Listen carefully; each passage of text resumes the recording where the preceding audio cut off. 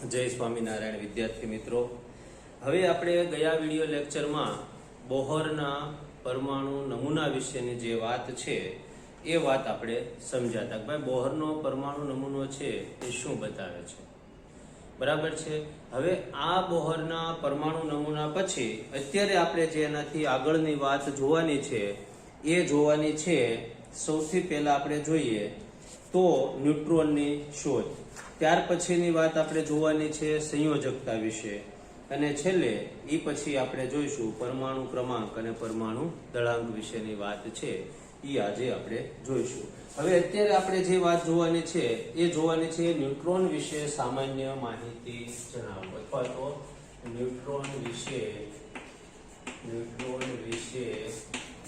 સમજાવો. શું જોવાનું છે આપણે? ન્યુટ્રોન વિશે સમજાવો. તો હવે આ ન્યુટ્રોન વિશેની જે વાત છે એ આપણને શું કહેવા માંગે છે એ વાત છે એ આપણે જોઈએ. તો ન્યુટ્રોન વિશેની વાત છે એમાં સૌથી પહેલા ઈસવીસન 1932માં જેમ્સ સેડવિક કોની ન્યુટ્રોનની શોધ કરી? તો કે 1932માં છે એ જે સેડવિકે જે છે એ ન્યુટ્રોનની શોધ કરી. કોને કરી?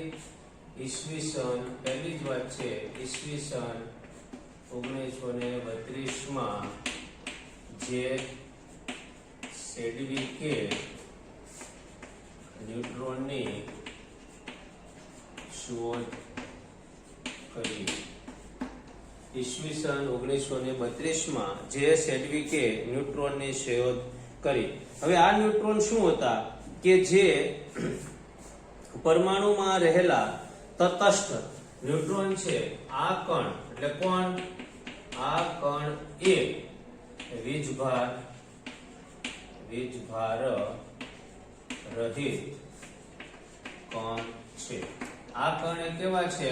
તો કે વીજભાર રહિત કણ છે, બરાબર. ન્યુટ્રોને જે શોધ કરી એ કેવા છે? વીજભાર રહિત કણ છે. પછી બીજી વાત છે કે આ કણ છે એ પ્રોટોન જેટલું જ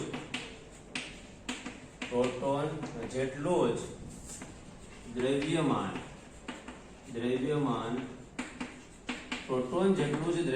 ધરાવે છે. આ કણ એ પ્રોટોન જેટલું જ દ્રવ્યમાન ધરાવે છે.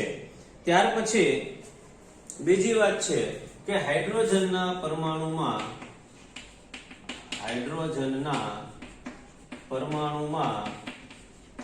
ન્યુટ્રોન કણ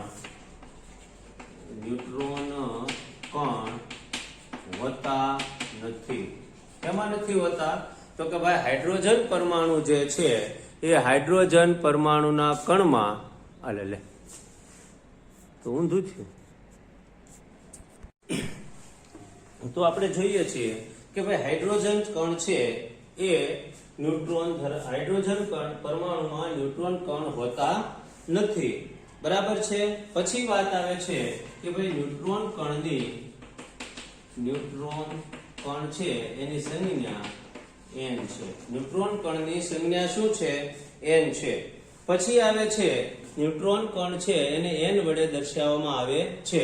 પછી પરમાણુ જે કુલ દળાંક છે, બરાબર સમજો કે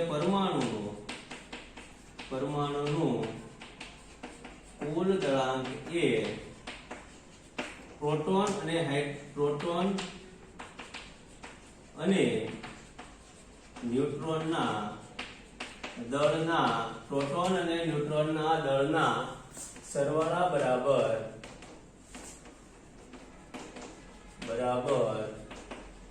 થાય છે, બરાબર છે. એટલે કે કોઈ પણ પરમાણુ જે છે એ પરમાણુ જે દળાંક છે, પરમાણુનું જે વજન છે એ શું થાય છે? કોના બરાબર થાય છે? તો કે ભાઈ પ્રોટોન અને ન્યુટ્રોનના દળના સરવાળા બરાબર થાય છે, બરાબર છે. આ આપણે ન્યુટ્રોન વિશેની સામાન્ય માહિતી છે એ આપણે જોઈ. ત્યાર પછીની વાત આવે છે નિલ્સ બોહરનો પરમાણુનો નમૂનો, જે આપણે ગયા વખતે ભણ્યા છીએ, બરાબર છે.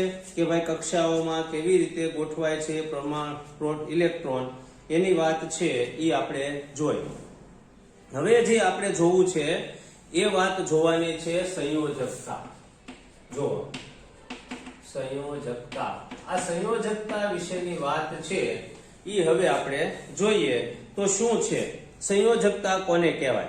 બરાબર છે. તો સંયોજકતા એટલે શું? તો કે પરમાણુની સૌથી બહારની કક્ષામાં રહેલા, શું કહેવાય પહેલા સંયોજકતાની વ્યાખ્યા? તો કે ભાઈ પરમાણુમાં સૌથી બહારની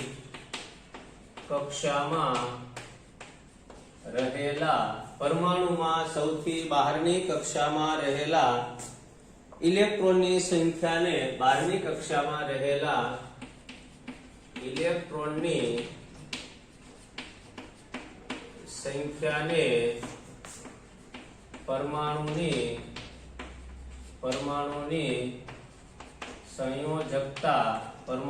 સંયોજકતા કહે છે. પરમાણુમાં સૌથી બહારની કક્ષામાં રહેલા ઇલેક્ટ્રોનની સંખ્યાને પરમાણુની શું કહે છે? સંયોજકતા કહે છે. બરાબર છે.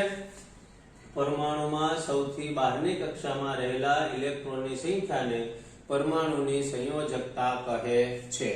બરાબર. હવે આ સંયોજકતા જે છે એની વાત છે કે સંયોજકતાની વ્યાખ્યા થઈ. બરાબર. પછી બીજી વાત છે કે પરમાણુ જે છે એની છેલ્લામાં છેલ્લી કક્ષા જે છે બાહ્યતમ કક્ષામાં. હવે બોલ્ટ્ઝબેરી યોજનાને આધારે આપણે એ પણ જાણીએ છીએ કે પરમાણુની બાહ્યતમ કક્ષામાં વધારેમાં વધારે 8 ઇલેક્ટ્રોન સમાવી શકાય છે. અષ્ટકનો નિયમ છે કે સૌથી છેલ્લી કક્ષામાં વધારે કેટલા ઇલેક્ટ્રોન સમાવી શકાય? 8. બરાબર છે. આપણે એ પણ જોયું કે બાહ્ય કક્ષામાં ઇલેક્ટ્રોન સંપૂર્ણપણે ભરાણેલી હોય તેવા પરમાણુઓ રાસાયણિક દ્રષ્ટિએ ખૂબ જ ઓછી સક્રિયતા ધરાવે છે. બરાબર. એટલે કે જે પરમાણુની બાહ્યતમ કક્ષામાં 8 ઇલેક્ટ્રોન આવેલા હોય, એટલે કે એનું અષ્ટક જો પૂર્ણ થયેલું હોય, તો આવા જે ઇલેક્ટ્રોન છે એ આવા ઇલેક્ટ્રોન આવા તત્વો જે છે એ ખૂબ જ ઓછા પ્રમાણમાં સક્રિય હોય છે. અને એવા જે છે એને આપણે નિષ્ક્રિય વાયુઓ તરીકે અથવા તો નિષ્ક્રિય તત્વો, ઉમદા તત્વો તરીકે ઓળખીએ છીએ. આપણે આવર્ત કોષ્ટકની અંદર જે છેલ્લો સમૂહ છે એ આ પ્રકારનો સમૂહ બતાવેલો હોય છે. તો અહીંયા આ તત્વો છે એ બીજા શબ્દોમાં કહીએ તો આવા પરમાણુની સંયોજવાની ક્ષમતા, સંયોજકતા 0 હોય છે. આ નિષ્ક્રિય તત્વો પૈકી હિલિયમ પરમાણુ બાહ્યતમ કક્ષામાં 2 જ ઇલેક્ટ્રોન છે. આ એક અપવાદ છે કે આપણે કીધું કે બધા જે નિષ્ક્રિય તત્વો છે એની બાહ્યતમ કક્ષામાં 8 ઇલેક્ટ્રોન છે, પણ આ જે છે એ એના શું છે તો કે આ એની એક જેને કહેવાય ને કે એક એની અપવાદ છે હિલિયમ, કે હિલિયમ પરમાણુની બાહ્યતમ કક્ષામાં કેટલા ઇલેક્ટ્રોન છે? 2 ઇલેક્ટ્રોન છે. અને બાકીના જ્યારે છે અન્ય નિષ્ક્રિય તત્વોની બાહ્યતમ કક્ષામાં 8 ઇલેક્ટ્રોન આવેલા હોય છે. તત્વોના પરમાણુઓને સંયોજવાની ક્ષમતા એટલે કે સમાન અથવા તો અસમાન પરમાણુઓ સાથે પ્રક્રિયા દ્વારા તેઓ શું છે? પ્રક્રિયા દ્વારા અણુઓ બનાવવાની જેઓની વૃત્તિ જે છે જે સંપૂર્ણપણે ભરાયેલી બાહ્યતમ કક્ષા પ્રાપ્ત કરવાનો પ્રયત્ન કહી શકાય છે. આવી બાહ્યતમ કક્ષા અષ્ટક ધરાવે છે એમ કહી શકાય. પરમાણુ પોતાની બાહ્યતમ કક્ષામાં અષ્ટક પ્રાપ્ત કરવા માટે પ્રક્રિયા કરે છે અને તે ઇલેક્ટ્રોનની ભાગીદારી અથવા ઇલેક્ટ્રોન મેળવીને કે ગુમાવીને થઈ શકે છે. ઇલેક્ટ્રોનની ભાગીદારી થાય અથવા આપલે થાય તે સંખ્યાને તત્વોની સંયોજવાની ક્ષમતા એટલે કે સંયોજકતા કહે છે. બીજી વાત આવે છે, જો એક તો સૌથી પહેલા બાહ્યતમ કક્ષાની સંયોજકતા કે ઇલેક્ટ્રોન કહેવાય. બરાબર છે. હવે બીજી વાત અહીંયા જે સમજવાની છે એ તમે બરાબર સમજો કે સૌથી પહેલા કોઈ પણ તત્વ છે એની બાહ્યતમ કક્ષામાં જે છે એ કેટલા તત્વો હોય? 8 હોય, છેલ્લામાં છેલ્લા 8 હોય. બરાબર. એનાથી વધારે ન હોય. હવે મારો જે કહેવાનો મતલબ છે એ બરાબર સમજો કે કોઈ પણ તત્વ છે એ હંમેશા નિષ્ક્રિય વાયુઓ જે છે એના જેવી અષ્ટક રચના પ્રાપ્ત કરવાનું વલણ ધરાવે છે. આ શું કામ સંયોજકતા ઇલેક્ટ્રોન છે? એક તત્વ બીજા તત્વ સાથે શું કામ સંયોજાય છે અને નિષ્ક્રિય વાયુઓ છે એની સંયોજકતા 0 શું કામ છે? આ વાત હવે આપણે સમજીએ છીએ. કારણ કે નિષ્ક્રિય વાયુઓની બાહ્યતમ કક્ષામાં 8 ઇલેક્ટ્રોન સંપૂર્ણપણે ભરાયેલા હોય છે, જ્યારે જે તત્વો છે એની બાહ્યતમ કક્ષામાં 8 ઇલેક્ટ્રોન નથી. તો તો આવા જે તત્વો છે એ તત્વો શું કરે છે, કાં ઇલેક્ટ્રોનની આપલે કરે, એટલે કે ઇલેક્ટ્રોન આપે એકબીજા ઇલેક્ટ્રોનને, બરાબર, અને અષ્ટકની રચના એટલે કે નિષ્ક્રિય વાયુ જેવી તત્વ રચના પૂર્ણ કરવાનું વલણ ધરાવે. આ એક વાત. બીજી વાત એવી છે કે આ જે તત્વો છે એ ઘણા તત્વો એવા છે કે જે ઇલેક્ટ્રોનની ભાગીદારી કરે. આ ભાગીદારી કરવામાં પણ પાછા બે વિકલ્પો છે, કાં પોતે ને પોતે પોતાના તત્વો સાથે ભાગીદારી કરે, અથવા તો અન્ય તત્વો સાથે ઇલેક્ટ્રોનની શું કરે, ભાગીદારી કરે, અને પોતાની બાહ્યતમ કક્ષામાં અષ્ટક જે છે ઇલેક્ટ્રોન રચના છે એ પૂર્ણ કરે. પોતાની બાહ્યતમ કક્ષામાં અષ્ટક રચના શું કરે, પૂર્ણ કરે. સમજાણું તમને? તો આ જે વસ્તુ છે એ આમ સમજવાની છે કે અષ્ટકના નિયમ પ્રમાણે આ થાય. તો હવે આમાં શું સંયોજકતા કોને કહેવી? તો કે માની લો કે હું તમને ઉદાહરણ દ્વારા સમજાવું કે દાખલા તરીકે સોડિયમ છે, એનો પરમાણુ ક્રમાંક 11 છે, એની ઇલેક્ટ્રોન રચના 2, 8 અને 1 છે. સમજો, બરાબર, સમજવા જેવી વાત છે. અહીંયા તમારે ચોપડીમાં આ વસ્તુ નથી સમજાવેલી, પહેલા સમજાવેલી હોય તો તમે ભૂલી ગયા હોય તો ફરી વાર. તો હવે આ જે છે આ એની ઇલેક્ટ્રોન રચના છે. તો એની બાહ્યતમ કક્ષા જે છે ત્રીજી કક્ષા, પહેલી કક્ષા, બીજી કક્ષા અને ત્રીજી કક્ષા. તો ત્રીજી કક્ષાની અંદર તેમાં એક ઇલેક્ટ્રોન રહેલો છે. કેટલા ઇલેક્ટ્રોન રહેલા છે? એક ઇલેક્ટ્રોન. હવે તમે સમજો મારી વાત. હવે આ સોડિયમ જે છે એને નિષ્ક્રિય વાયુ જેવી અષ્ટકની રચના પૂર્ણ કરવી હોય તો શું કરવું પડે? તો કે અષ્ટકની રચના પૂર્ણ કરવી હોય તો તેને કાં એક ઇલેક્ટ્રોન ગુમાવી દે તો આખી કક્ષા ગુમ થઈ જાય, તો બાહ્યતમ કક્ષામાં 8 ઇલેક્ટ્રોન થઈ જાય, અને કાં આ ઇલેક્ટ્રોન એને રાખવો હોય તો 7 ઇલેક્ટ્રોન બહારથી લાવવા પડે. તો એ 7 ઇલેક્ટ્રોન જો બહારથી લાવે, બરાબર છે, તો એને આ 7 ને 1 8 થઈ જાય. હવે હું તમે બે સમજીએ છીએ, તમે પણ સમજો છો અને હું પણ સમજો છું કે આ એક ઇલેક્ટ્રોન ગુમાવવો એને સહેલો પડે. એટલે સોડિયમ શું કરે કે એક ઇલેક્ટ્રોન જે છે એ ગુમાવવાનું વલણ ધરાવે. એટલે સોડિયમની સંયોજકતા કેટલી થાય? સોડિયમની સંયોજકતા શું થાય? તો કે ભાઈ સોડિયમની સંયોજકતા એક ગુમાવ્યો એટલે શું થાય? +1 થાય. બરાબર, એટલે કે સોડિયમની સંયોજકતા +1 થાય. એ હંમેશા આપી જ દેવાનું વલણ ધરાવે છે એક ઇલેક્ટ્રોન. સમજાણું તમને? તો આની સંયોજકતા +1 થાય. અને જે ઇલેક્ટ્રોન આપવાનું વલણ ધરાવે છે, આપણે આગળ ઉપર ભણ્યા છે, બધાની ફરીવાર ચર્ચા કરતા જઈએ કે જે ઇલેક્ટ્રોન આપવાનું વલણ ધરાવે છે એ જે છે એ ધાતુ તત્વો કહેવાય. એટલે સોડિયમ ધાતુ તત્વ થઈ. હવે આ ઇલેક્ટ્રોનની આપલે થઈ. આ ઇલેક્ટ્રોનની શું થઈ છે? આપલે થઈ. અને ઇલેક્ટ્રોનની આપલે દ્વારા આ જે છે એ અષ્ટક પૂર્ણ થઈ. સમજણ પડી? હવે આ ઇલેક્ટ્રોન આપે છે તો એની પાસેથી ઘણા બધા તત્વો અન્ય એવા છે કે જે ઇલેક્ટ્રોન મેળવવાનું પણ વલણ ધરાવતા હોય. દાખલા તરીકે હું તમને બે તત્વોનું ઉદાહરણ આપું એટલે તમને સમજાય. એક તો ક્લોરીન છે. તો ક્લોરીન છે એનો પરમાણુ ક્રમાંક 17 છે, એની ઇલેક્ટ્રોન રચના છે 2, 8 અને 7. હવે આ તત્વની બાહ્યતમ કક્ષામાં 7 ઇલેક્ટ્રોન છે, બરાબર છે. એને નિષ્ક્રિય વાયુ જેવી 8 ઇલેક્ટ્રોનની રચના પૂર્ણ કરવા માટે બહારથી કેટલા ઇલેક્ટ્રોન મેળવવા પડે? તો કે બહારથી એક ઇલેક્ટ્રોન મેળવવો પડે. તો આ +1 છે એટલે એક ઇલેક્ટ્રોન છે એ મેળવી લે. આ એક ઇલેક્ટ્રોન જો મેળવી લે તો શું ઘટના બને? તો કે આ ઇલેક્ટ્રોન એક મેળવે એટલે બને શું? કયો જોઈએ? તો કે આ એક ઇલેક્ટ્રોન મેળવે એટલે અહીં 8 થઈ ગયું. 7 ને 1 કેટલું થઈ ગયું? 8 થઈ ગયું. હવે 8 થયું એટલે શું થયું? તો કે અષ્ટક રચના પૂર્ણ થઈ ગઈ. તો 8 રચના એટલે પાછું નિષ્ક્રિય વાયુ જે એની નજીકનો ઓઝોન વાયુ, આર્ગન વાયુ છે એના જેવી રચના એને શું કરી લીધી? પ્રાપ્ત કરી લીધી. સમજાણું તમને? તો આ રીતે જે છે એ એક ઇલેક્ટ્રોન આને ગુમાવ્યો અને આને એક ઇલેક્ટ્રોન મેળવ્યો. એટલે અહીંયા એક આની સંયોજકતા છે ઇલેક્ટ્રોન મેળવ્યો એટલે -1 થાય. આની સંયોજકતા છે +1 થાય. બરાબર, એટલે અહીંયા સંયોજકતા છે બહારની કક્ષામાં રહેલા ઇલેક્ટ્રોનની સંખ્યાને પરમાણુના સંયોજકતા ઇલેક્ટ્રોન કહેવાય અથવા તો સંયોજકતા કહેવાય. પણ અહીંયા એક સુધારો કરવાનો છે. આ એક વ્યાખ્યામાં દાખલા લખ્યું છે ઇલેક્ટ્રોનની સંયોજકતાને સંયોજક ઇલેક્ટ્રોન કહે છે, અને એક સંખ્યા ઇલેક્ટ્રોનની સંખ્યાને સંયોજકતા ઇલેક્ટ્રોન કહે, સંયોજકતા ઇલેક્ટ્રોન કહે છે.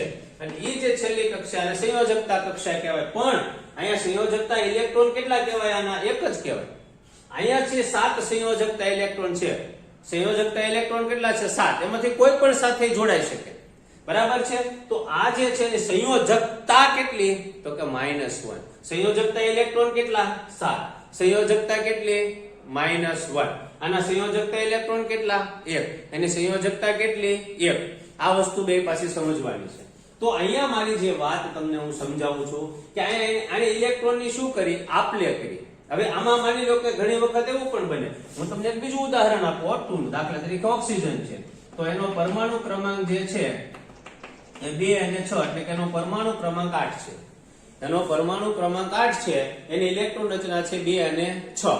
હવે શું બને છે? તો કે એની બાહ્યતમ કક્ષામાં 2 ઇલેક્ટ્રોન ઘટે છે. કેટલા ઇલેક્ટ્રોન ઘટે છે? 2 ઇલેક્ટ્રોન ઘટે છે. એટલે શું કરશે? તો કે સોડિયમ પરમાણુ છે એના 2 ઇલેક્ટ્રોન નથી, એની પાસે એક જ ઇલેક્ટ્રોન છે, તો એ 2 સોડિયમ પરમાણુ સાથે બનાવશે સંયોજક બંધ. કેટલા સાથે બનાવશે? આયનિક બંધ, એટલે કે આપલે કરશે. કેટલા ઇલેક્ટ્રોનની આપલે કરશે? તો કે 2. તો આનું જે સંયોજન બનશે એ Na2O. સોડિયમના કેટલા પરમાણુઓ છે અંદર? 2. ઓક્સિજનનો કેટલો છે? 1. એટલે આને કહેવાય સોડિયમ ઓક્સાઇડ. સોડિયમ ઓક્સાઇડમાં 2 સોડિયમના પરમાણુ છે અને એક પરમાણુ કોનો છે? ઓક્સિજનનો છે. તો આવી રીતે છે એ આ 2 પરમાણુ સાથે સંયોજકતા કરી અને ઇલેક્ટ્રોન મેળવે છે. તો આવા ઇલેક્ટ્રોનને આપણે આને સંયોજકતા, અહીંયા બે ઉદાહરણ મેં તમને એવા આપ્યા છે કે જેમાં ઇલેક્ટ્રોનની આપલે થાય છે. એકા બીજે ઇલેક્ટ્રોન આપે છે, બીજો ઇલેક્ટ્રોન સ્વીકારે છે. એટલે કે ઇલેક્ટ્રોનની શું થાય છે? આપલે થાય છે. એવા મેં તમને આ 2 ઉદાહરણ આપ્યા. બરાબર છે. હવે હું તમને એવા 2 ઉદાહરણ આપું છું કે જે ઉદાહરણમાં પોતે ને પોતે તત્વ અથવા બીજો તત્વ એ ઇલેક્ટ્રોનની છે એ ભાગીદારી કરે. શું કરે? ઇલેક્ટ્રોનની ભાગીદારી કરે. એવા હું તમને બીજા 2 ઉદાહરણ આપું. 2-3 જે તમારે કયો એટલે આમાં તો આવી શકે એમ છે, પણ એવા ઉદાહરણોની વાત કરીએ તો કે દાખલા તરીકે જો આ જે ઇલેક્ટ્રોનની આપલે જે થાય છે, સાંભળો, ઇલેક્ટ્રોનની શું થાય છે? આપલે થાય છે. એવા જે બંધ બને ને એને આયનિક બંધ કહેવાય. શું કહેવાય એને?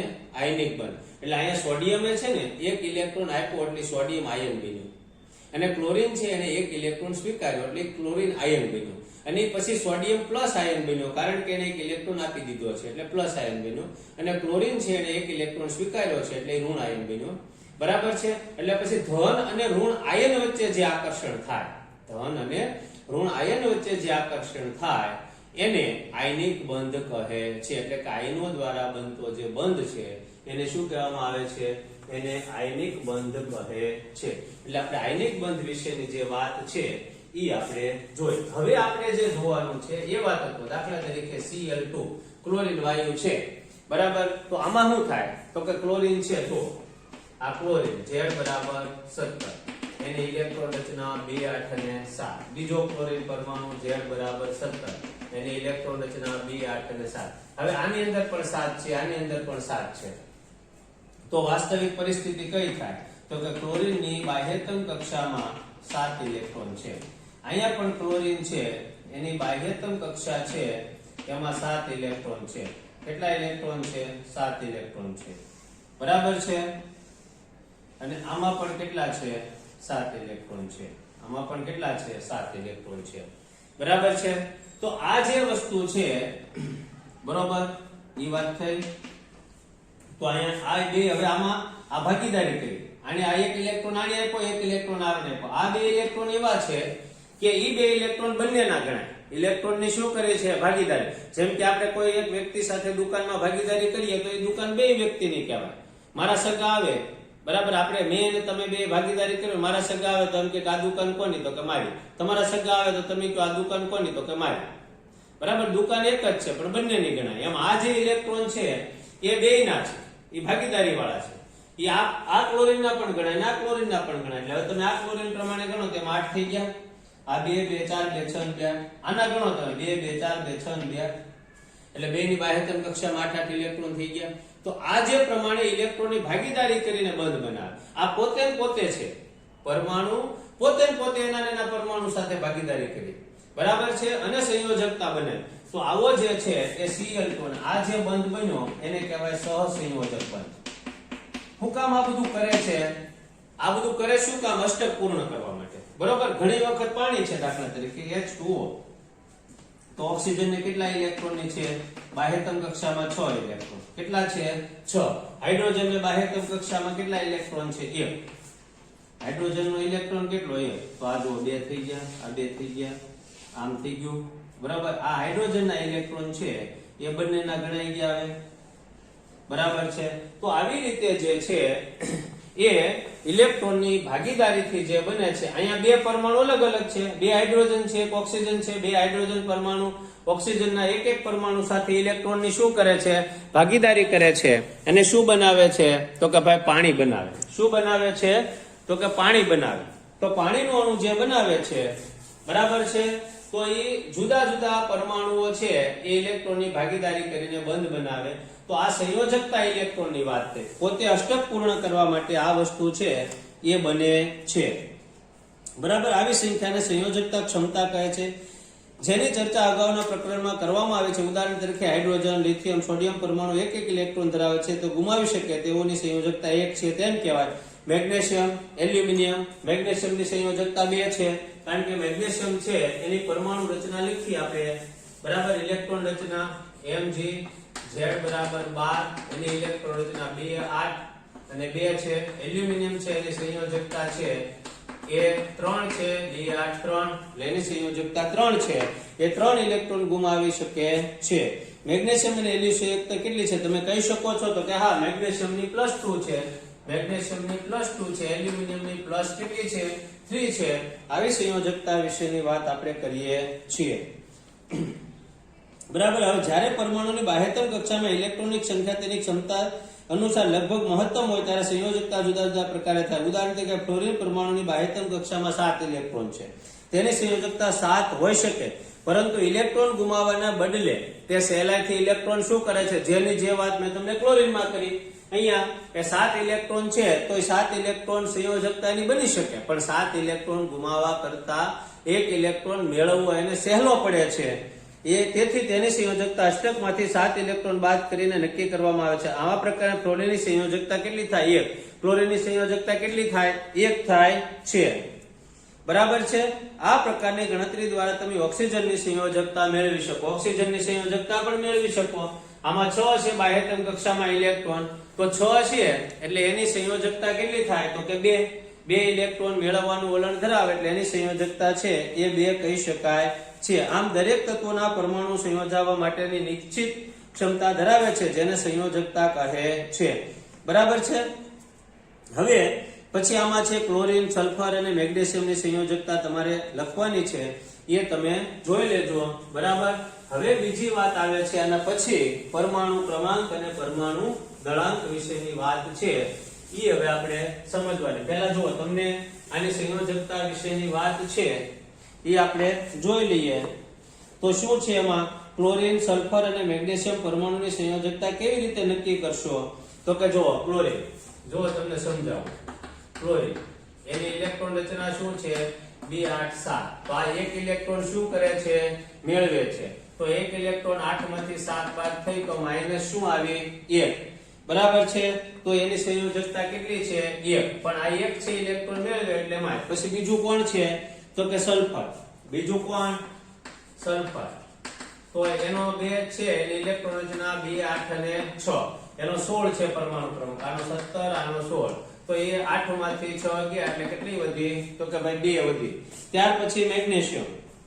મેગ્નેશિયમ બરાબર, એનો પરમાણુ ક્રમાંક છે 12, તો 2 8 અને 2. તો એની સંયોજકતા છે એ કેટલી થઈ? 2. કે સીધો છે એ 2 ઇલેક્ટ્રોન છે એ ગુમાવવાનું શું ધરાવે છે? વલણ ધરાવે છે. તો આમ સંયોજકતા વિશેની વાત છે એ હવે આપણે જોઈ છે. અને સંયોજકતા વિશેની વાત તમારે બરાબર સમજવાની છે.